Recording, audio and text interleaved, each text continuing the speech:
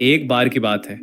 एक छोटे गांव में जिको नामक एक युवा लड़का अपने पिता के साथ रहता था। जिको के पिता ने उनके घर के पास एक पेड़ लगाया और रोज उस पेड़ को पानी देते थे, जबकि जिको चुपचाप यह सब देखता रहता था। एक दिन जिको ने अपने पिता से पूछा कि वे यह पेड़ क्यों उगा रहे हैं। उसके पिता ने जवाब दिया कि पेड़ बच्चों की तरह होते हैं। शुरू में आपको उन्हें पानी देना और पोषण करना पड़ता है, और यदि वे सही से बढ़ते हैं तो आप उनके साए में बैठ सकते हैं और वे आपको पोषण देते हैं। वह पेड़ बड़ा और मजबूत हो गया। वह धीरे धीरे बूढ़ा और बड़ा होता गया। पेड़ अपनी रोज की जिम्मेदारियों को पूरा करने में संतुष्ट महसूस करता था। हर दिन पेड़ अपनी शाखाओं को फैलाता था ताकि थके हुए पक्षी आराम कर सके। उसने ढेर सारी छांव वाली पत्तियां उगाई जो जानवरों और इंसानों को सूरज की गर्मी से राहत देती थी। उसने फल भी उगाए जो गिरकर जीवों की भूख मिटाते थे। पेड़ में खूबसूरत फूल भी थे जो उन्हें देखने वाले लोगों के मन और दिल को शांति प्रदान करते थे। उसकी जड़ें गहरी थीं और पानी को सोखने में मदद करती थीं, और वह वायुमंडल से कार्बन को अवशोषित करता था और ताजगी से भरी हवा वापस करता था।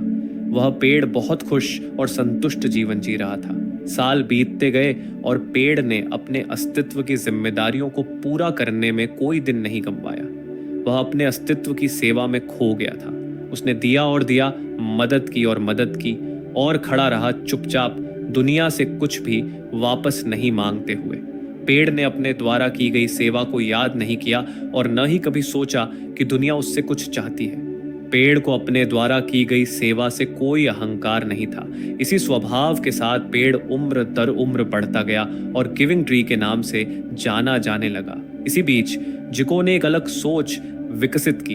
वह एक स्वार्थी व्यक्ति बन गया जिसकी इच्छाएं कभी पूरी नहीं होती थी। जब उसकी इच्छाएं पूरी नहीं होती थी तो वह गुस्से में आ जाता था और चीजें फेंकने लगता था, और जब उसकी इच्छाएं पूरी हो जाती थी तो वह तुरंत नई इच्छाएं रख लेता था। इस तरह जिको ने असंतुष्ट और असहज जीवन जिया। इच्छाओं के हानिकारक चक्र में फंस गया जो पूरी नहीं होने पर गुस्सा और पूरी होने पर नई इच्छाएं पैदा करता था। जिको के गुस्से की वजह से उसके दोस्त, पत्नी, बच्चे और अंततः पूरा गांव उसे छोड़कर चले गए। वह अकेला हो गया और बेघर हो गया। उसे लगा कि उसने अपनी पूरी जिंदगी परिवार, दोस्तों, पड़ोसियों और समुदाय के लिए काम किया और आज वह सब उसे छोड़कर चले गए। उसने आत्म करुणा की स्थिति में खुद को डुबो लिया। आत्म शिकायत और आत्म करुणा की भावनाओं ने उसे घेर लिया और उसने पूरी दुनिया को गालियां दी, जोर से चिल्लाते हुए कि दुनिया ने उसे इस्तेमाल किया। वह गांव में एक पागल की तरह घूमने लगा और चिल्लाता रहा कि यह दुनिया उसे छोड़कर चली गई और इस्तेमाल किया। अंत में वह अपने पिता द्वारा लगाए गए पेड़ की छांव में बैठ गया। पेड़ अपने रोज की सेवा में खुशी से गा रहा था, पक्षियों के साथ अपनी शाखाओं पर बैठे हुए, अपने फलों का आनंद लेते हुए और अपनी छांव का आनंद लेते हुए। पेड़ दुनिया की सेवा की खुशी में खोया हुआ था। अचानक उसकी ध्यान मग्नता और उसकी जिम्मेदारियां जिको के ट्रंक के पास बैठने और रोने से टूट गईं। जिको, क्या हुआ? गिविंग ट्री ने पूछा जब उसने देखा कि जिको रो रहा है। क्या तुम खुद नहीं देख सकते? जिको ने जवाब दिया, इस दुनिया ने मुझे इस्तेमाल किया है। हर कोई ने मुझे इस्तेमाल किया है। मैं इस दुनिया में सिर्फ इस्तेमाल होने के लिए आया था।